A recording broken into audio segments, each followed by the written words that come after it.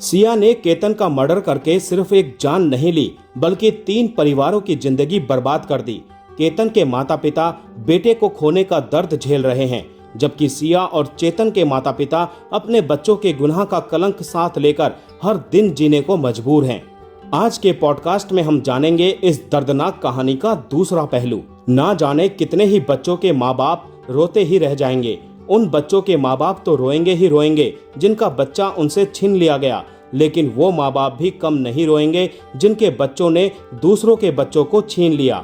दोनों ही तरह के माँ बाप के लिए दर्द बेशक जुदा जुदा हो, पर दोनों की ही टीस एक जैसी है। केतन से लेकर राजा रघुवंशी और साहिल तक के माँ बाप आज भी अपने बच्चों को खोकर उसी दर्द और गम में जी रहे हैं। लेकिन यकीन मानिए, सिया से लेकर सोनम और मुस्कान के माँ बाप भी हर रोज घुट घुट कर जीने को मजबूर हैं। ये हर रोज जीते हैं, हर रोज मरते हैं। गुनाह इनके बच्चों ने किए, सजा बेकसूर माँ बाप भुगत रहे हैं। ऊपर जितने भी नाम मैंने लिए हैं उनमें से हर गुनहगार को कानून सजा दे देगा, लेकिन ऐसे कातिल बच्चों के बेकसूर माँ बाप का क्या गुनाह जिनकी सजा वो हर रोज काटते हैं। सिया के पापा प्रवीण गोयल पुणे के एक अस्पताल में भर्ती हैं। जिस दिन और जिस पल जैसे ही इन्हें पता चला कि इनकी बेटी सिया को अपने मंगेतर केतन के कत्ल के इल्जाम में पुलिस ने गिरफ्तार कर लिया है, ये उसी वक्त बेहोश हो गए थे। इन्हें फौरन अस्पताल ले जाया गया। एक दिन पहले ही अस्पताल के आईसीयू से वो जनरल वार्ड में शिफ्ट हुए हैं। प्रवीण गोयल की पत्नी और सिया की मां पूजा गोयल अस्पताल में पति की देखभाल कर रही है। जाहिर है ये दोनों इस वक्त आजाद हैं, क्योंकि केतन का कत्ल इन्होंने नहीं किया, इनकी बेटी सिया ने किया, जो अब पुलिस कस्टडी में है। दिल पर हाथ रखकर बताइएगा कि सिया के माँ बाप की आगे की पूरी जिंदगी क्या 18 जून से पहले वाली जिंदगी की तरह हो पाएगी? क्या दोनों अपने शहर, अपनी बस्ती, अपने दफ्तर, अपनी दुकान या अपने घर में दोस्तों, रिश्तेदारों, पड़ोसियों यानी पूरे समाज के सामने कभी सर उठाकर जी पाएंगे? बिल्कुल भी नहीं। हमारा समाज ही ऐसा है। अब ये दोनों जब तक जिएंगे, बेकसूर होने के बावजूद बेटी के कातिल होने का एक पूरा बोझ अपने सिर पर लेकर जिएंगे। जिएंगे क्या, हर रोज मरेंगे। इनका कोई कसूर नहीं है, पर सबसे बड़ा कसूर है सिया के माँ बाप होने का। वरना भला एक माँ या एक बाप कैसे अपनी बेटी के लिए मौत मांगने की बात करता? बेशक मौत केतन की हुई है, लेकिन पहाड़ एक साथ 3 घरों पर टूटा है। केतन के घर इसीलिए मातम पसरा है क्योंकि घर का 25.5 साल का चिराग बेवक्त बुझा दिया गया। सिया के घर और माँ बाप इसीलिए सदमे में हैं कि जिस बेटी ने कभी अपने पापा से झूठ तक नहीं बोला, पुलिस ने उसी सिया के हाथों पर उसी के मंगेतर केतन का खून देख लिया।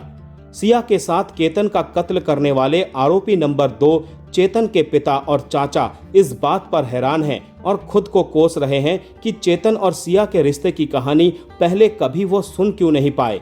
ना चेतन ने कभी अपने घर सिया का सच बताया, ना सिया ने कभी अपने घर चेतन का सच बताया, और केतन के घर वाले कभी इन दोनों का सच नहीं जान पाए। जब ये सच सामने आया तो एक साथ 3 परिवारों को ऐसा मार गया कि अब उनके लिए हर लम्हा गुजारना ऐसा हो गया है जैसे एक लम्हे में पूरी उम्र बीती जा रही हो। एक सच हमेशा याद रखिएगा, कभी कोई माँ बाप अपने बच्चे को किसी की जान लेना नहीं सिखाते, पर एक सच ये भी है कि घर के बाहर बच्चे क्या करते हैं ज्यादातर माँ बाप को ये मालूम ही नहीं होता। दुनिया के कौन से ऐसे माँ बाप होंगे जिनका बेटा या बेटी घर के बाहर गलत रास्ते पर जा रहे हों और उसे जानने के बाद भी उन्हें ना रोकें? शायद सोनम के माँ बाप को भी सोनम की असलियत पता नहीं थी। मुस्कान के माँ बाप भी उसकी मुस्कान के पीछे की हकीकत नहीं जान पाए होंगे। सिया के माँ बाप को भी सिया पर शक कैसे होता? जब सिया की शादी तय हुई तब सबसे ज्यादा खुश तो वही थी। केतन से रिश्ता तय करने से पहले माँ बाप ने सिया से पूछा भी था। सिया घर के बाहर जो कुछ कर रही थी, जाहिर है उसके घर वालों को शायद पता नहीं था। फिर केतन के घर वाले भी सिया पर शक कैसे करते, क्योंकि अग्रवाल और गोयल परिवार के बीच 35 साल पुरानी दोस्ती थी।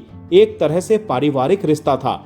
इन बूढ़ी आंखों और लड़खड़ाती जुबान को अब भी समझ नहीं आ रहा है कि भला 35 साल पुराने रिश्ते की कोई कैसे चौकसी कर सकता है, यानी कैसे शक कर सकता है, कैसे निगहबानी कर सकता है। जब केतन और सिया का रिश्ता तय हो चुका था, फरवरी में सगाई हो चुकी थी, तब अग्रवाल और गोयल परिवार और भी करीब आ चुके थे। सिया के पापा को भी ऐसा लगा जैसे केतन की शक्ल में उन्हें एक और बेटा मिल गया है। उधर सिया भी गाहे बगाहे केतन के घर जाने लगी थी। रिश्ते और मजबूत हो रहे थे। केतन और सिया के रिश्ते ने एक साथ दोनों घरों को खुशियों से भर दिया था, मगर ये दोनों ही घर इस बात से अनजान थे कि इसे पुणे शहर में एक और घर में भी सिया की एक अलग कहानी लिखी जा रही है, और वो घर चेतन का था। चेतन, जिसे आप सिया का दोस्त या प्रेमी कुछ भी कह सकते हैं, लेकिन अफसोस चेतन के माँ बाप भी चेतन और सिया की कहानी से अनजान थे। यहाँ तक कि जिस 18 जून को केतन का कत्ल हुआ, उस दिन चेतन सुबह अपनी माँ को ये कहकर घर से निकला था कि वो एक मीटिंग में जा रहा है और 2 या 3 बजे तक लौट आएगा। यानी इस पूरी कहानी से साफ है कि ऐसी हर कहानी की तरह इस कहानी में भी सिया और चेतन के रिश्ते को लेकर केतन और केतन के घर वालों के साथ साथ खुद चेतन और सिया के माँ बाप भी शायद अनजान थे।